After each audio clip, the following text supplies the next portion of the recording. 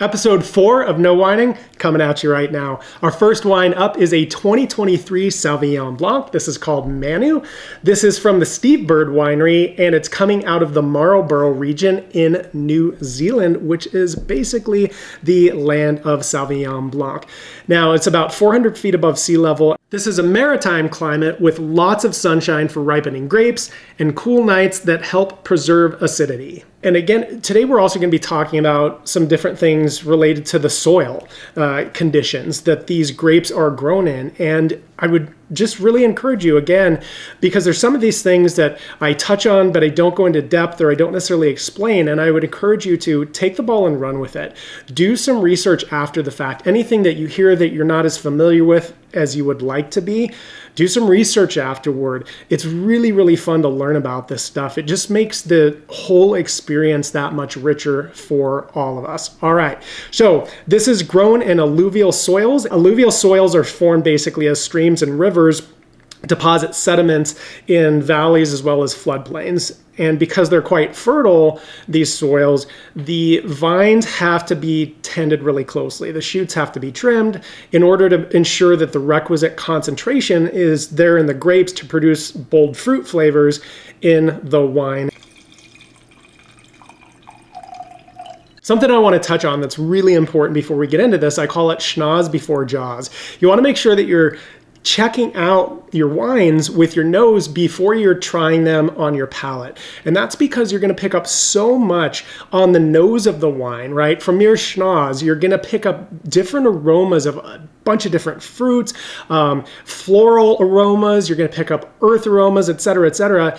And we really get so much information that way, right? If you think about when you plug your nose or when you have a cold, you really can't taste much of anything, right? You can sense texture, and that's basically what we're doing when we're actually tasting the wine. When we've got it in our jaws, is we are testing out the structure and the texture and seeing what the composition of the wine is from that standpoint. But our nose is really, really where the magic starts. And so I would encourage you, schnoz before jaws. All right, let's do that right now. Let's check this baby out.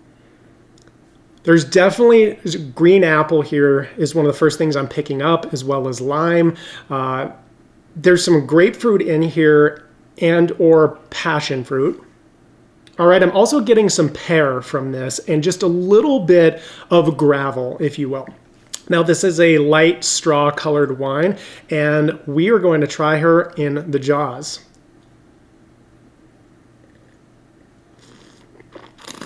The lime comes through still, definitely have the grapefruit, the apple, absolutely. And I think I just gleeked on the table, like this is a very acidic wine. It's a lighter body, like medium minus, but highly acidic. It is probably like medium alcohol, 13%, so not very high in that regard. But you know, something interesting about it is it has just a tiny bit, it's still a dry wine, but a residual sugar on the back end. And I like that because I feel like it helps balance out the acidity, and this wine has loads of that. I'm loving this wine. This is well balanced, amazingly drinkable. It's got this fruit and mineral finish on it. This is really refreshing. So that is very, very satisfying to me. Wine number 1 definitely is crushing it for me this afternoon. All right, let's get into wine number 2. This is a 2023 Malbec, also under $20. It is called A la Vida, which means to life. That is a little bit of a play on the fact that this is a kosher wine. There's a bunch of different phrases and words on here. One of them being L'chaim, which is of course Hebrew for to life. This is coming from producer Domaine Bousquet. It is from the Uco Valley region in Mendoza, which is in the foothills of the Andes in Argentina. This is the land of Malbecs. This is a USDA certified organic kosher wine, which means it is overseen by a rabbi and all the production and handling is done by religious Jews. It had a 12-day fermentation period in stainless steel tanks. The soil, again, getting back to the substrate, is so important of what is actually going to come through in the wine, knowing a little bit about that. The soil is a mixture of sand and gravel. It's at high altitude. Again, Mendoza Valley, this is around 3,500 feet. And because it's an arid continental climate, there's a huge diurnal temperature differential, which really makes for like nice, ripe fruit flavors that are very rich. I can't wait to get into this. A couple other items on here.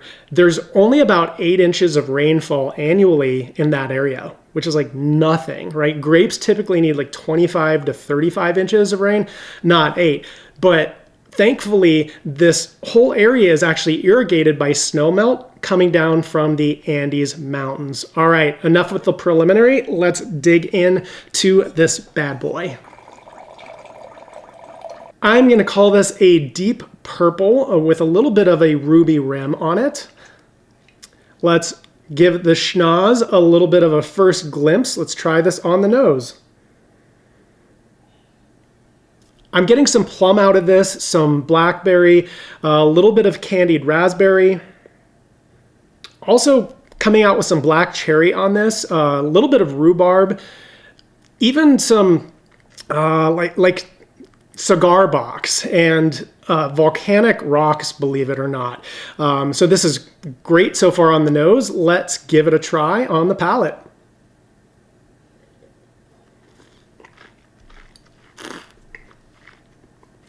All right, this is a pretty big wine. I would say medium plus for sure in body.